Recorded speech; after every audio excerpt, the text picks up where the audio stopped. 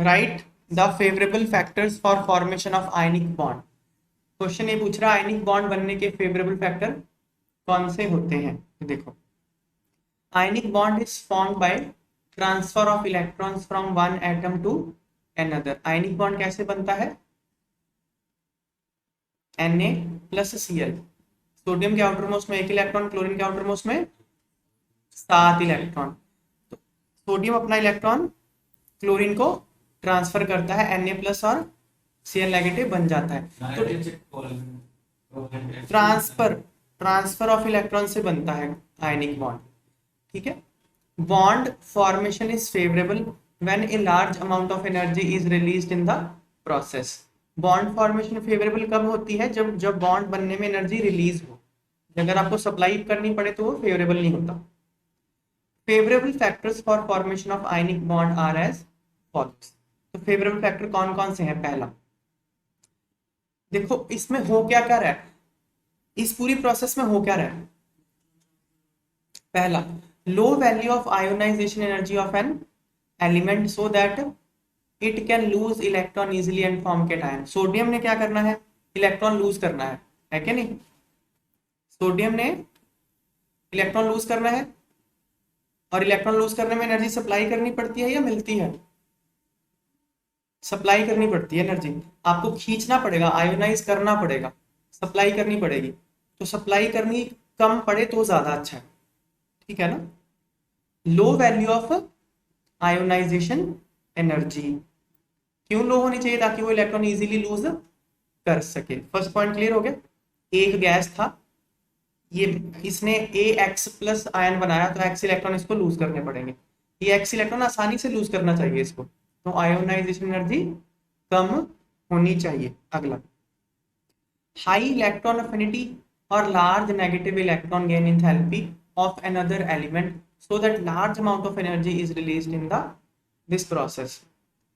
B है, B जब electron gain करेगा B वाई नेगेटिव बन जाता है। ये इलेक्ट्रॉन गेन एंथैल्पी है।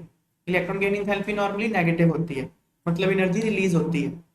तो एनर्जी रिलीज ज्यादा होना चाहिए। ठीक है ना। इस प्रोसेस में एनर्जी रिलीज ज्यादा होना चाहिए, तब फेवरेबल होगा। सप्लाई कम होना चाहिए, रिलीज ज्यादा होना चाहिए, ये फेवरेबल फैक्टर होता है। अगला, high value of lattice energy so that large amount of energy is released when lattice is formed। lattice क्या है? देखो अब क्या है, A गैस फॉर्म में था, Ax प्लस किस फॉर्म में था? गैसियस फॉर्म में जब वो आयोनाइज हुआ। By नेगेटिव किस फॉर्म में था? गैसियस फॉर्म में जब वो आयोनाइज हुआ। जब आयनिक कंपाउंड बनता है तो क्या होता है ना, Ax plus gas plus By negative gas, ये दोनों क्या होते हैं? क्लोज आ जाते हैं, पास पास आ जाते हैं। इनमें अट्रैक्शन, क्योंकि एक पॉजिटिव है एक नेगेटिव है, तो इनमें अट्रैक्शन होगा ना, है कि नहीं? तो इनमें जब अट्रैक्शन होगा तो ये पास पास आ जाएंगे। क्या बन जाएगा? A/Bx, और ये सॉलिड बन जाए। देखो ये गैस है, ये गैस है, ये सॉलिड। इसको बोलते हैं कि आयनिक कंपाउंड बन गया, लैटिस बन गया। लैटिस का मतलब होता है well ordered arrangement of particles. अभी तो गैस में घूम रहे थे, इधर उधर घूम रहे थे, लेकिन अट्रैक्ट होके सॉलिड बन गए, एक ऑर्डरली मैनर में अरेंज हो गए। इसको बोलते हैं लैटिस का फॉर्मेशन होना। क्योंकि एक कैटायन और एनायन अट्रैक्ट होके पास में आ गया तो एनर्जी रिलीज होगी। समझ में आई बात? अट्रैक्शन हो गई ना, तो एनर्जी रिलीज होगी। उल्टा सोचो, अगर आपको A/Y/Bx एनायन और कैटायन पास पास बैठे हैं सॉलिड स्टेट में, अगर इनको दूर करना पड़ेगा तो आपको खींच के दूर करना पड़ेगा। अगर यहाँ से खींच के ये बनाना है तो एनर्जी सप्लाई करनी पड़ेगी ना। इसका मतलब जब एनायन और कैटायन पास आएंगे तो एनर्जी रिलीज होगी। तो जितनी ज्यादा एनर्जी रिलीज होगी उतना ज्यादा अच्छा है। समझ आई बात? तो लैटिस एनर्जी हाई होनी चाहिए। तो फैक्टर कौन कौन से फेवरेबल हो गए?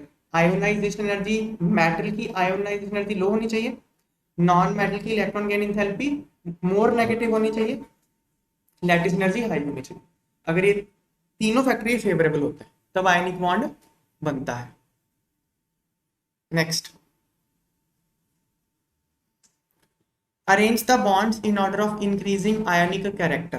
देखो आपको इन बॉन्ड्स को increasing order of ionic character में रखना है।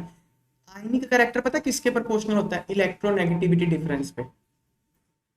ionic character. More is electronegativity difference between atoms, more will be the ionic character in a molecule. ये बात को समझो। देखो इलेक्ट्रोनेगेटिविटी, आयनिक बॉन्ड क्या होता है पहले ये बताओ। आयनिक बॉन्ड कैसे बनता है? ट्रांसफर ऑफ इलेक्ट्रॉन से। कोवलेंट बॉन्ड कैसे बनता है? Sharing of. अब देखो इलेक्ट्रोनेगेटिविटी क्या होती है? इलेक्ट्रॉन को अपनी तरफ खींचने की टेंडेंसी होती है ना इलेक्ट्रोनेगेटिविटी, है कि नहीं? अपनी तरफ खींचने की। तो इलेक्ट्रॉन को अपनी तरफ खींचना मतलब ट्रांसफर ऑफ इलेक्ट्रॉन ही हो गया ना। ये बात समझ में आ रही है? देखो H और Cl में एक एग्जांपल लेता हूं। इसमें क्लोरीन ज्यादा इलेक्ट्रोनेगेटिव होता है हाइड्रोजन से, तो इस ये जो बॉन्ड पेयर ऑफ इलेक्ट्रॉन है क्लोरीन की तरफ ज्यादा शिफ्ट हो जाता है, तो पार्शियल नेगेटिव चार्ज आ जाता है इस पे, पार्शियल पॉजिटिव चार्ज। अब मान लो कि क्लोरीन की इलेक्ट्रोनेगेटिविटी बढ़ गई, ऐसी बस कुछ हो गया और क्लोरीन की इलेक्ट्रोनेगेटिविटी बढ़ गई, तो क्लोरीन और खींच लेगा इलेक्ट्रॉन, ये जो इलेक्ट्रॉन पेयर है ये और खींच लेगा। और बढ़ा दो क्लोरीन की इलेक्ट्रोनेगेटिविटी तो और खींच लेगा, और खींच लेगा, और खींच लेगा। एक ऐसी स्टेज आएगी जब ये पूरा ही खींच के बैठ जाएगा, तो इस पे नेगेटिव चार्ज, इस पे इससे ज्यादा थोड़ी खींच सकता है, पूरे तो खींच ले, अब क्या करेगा? मतलब क्या, जितना इलेक्ट्रोनेगेटिविटी क्लोरीन का ज्यादा होगा उतना ही ये जो इलेक्ट्रॉन पेयर है क्लोरीन की तरफ ज्यादा शिफ्ट होगा। कहने का मतलब जितना इन दोनों में इलेक्ट्रोनेगेटिविटी डिफरेंस ज्यादा होगा उतना ट्रांसफर ऑफ इलेक्ट्रॉन किसी एक एटम की तरफ ज्यादा होगा। तो आयनिक कैरेक्टर किसके प्रोपोर्शनल है? इलेक्ट्रोनेगेटिविटी डिफरेंस के प्रोपोर्शनल है दो एटम्स के बीच में। ये बात समझ में आती है? अब क्या है, इलेक्ट्रोनेगेटिविटी डिफरेंस किस पे डिपेंड करेगा? पीरियोडिक टेबल में देखने से पता चल जाएगा आपको। पीरियोडिक टेबल में जो एलिमेंट दूर दूर होंगे ना उनका इलेक्ट्रोनेगेटिविटी डिफरेंस ज्यादा होगा। क्या पढ़ा हमने पीरियोडिक टेबल में? कि डाउन द ग्रुप इलेक्ट्रोनेगेटिविटी क्या होती है? कम होती है, और लेफ्ट टू राइट मूव करने में इंक्रीज होती है। इस नॉलेज के बेस पे आप ये गैस कर सकते हो कि किन किन में इलेक्ट्रोनेगेटिविटी डिफरेंस ज्यादा है। तो देखो पहले तो N2 आ गया, N2 में तो दोनों एटम ही नाइट्रोजन हो गए ना, दोनों ही नाइट्रोजन हो गए ना, सेम आइडेंटिकल एटम हो गए, तो इलेक्ट्रोनेगेटिविटी डिफरेंस जीरो हो गया, तो कोवलेंट होएगा ना ये, तो फिर इसमें आयनिक कैरेक्टर जीरो होगा ना। समझ में आ रही है बात? इसमें आयनिक कैरेक्टर होगा ही नहीं, बचे ये दोनों।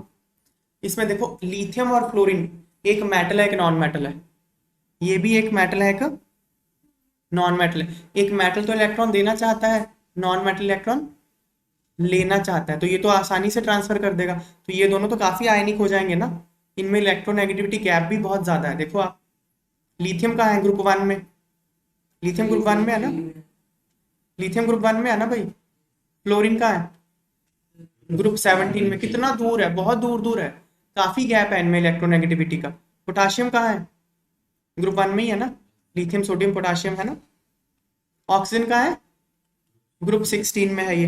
तो ऑक्सीजन और पोटेशियम में इलेक्ट्रोनेगेटिविटी डिफरेंस उतना ज्यादा नहीं होता जितना लिथियम और फ्लोरीन में होता है। ठीक है, फिर देखो ये बचे क्लोरीन और फ्लोरीन, ये बिल्कुल पास पास से हैं, ठीक है ना। तो क्लोरीन और फ्लोरीन, फिर उसके बाद SO2, तो ये ऑर्डर आएगा। ये ऑर्डर किस पे बेस्ड है? इलेक्ट्रोनेगेटिविटी डिफरेंस पे बेस्ड है ये ऑर्डर। ये वाला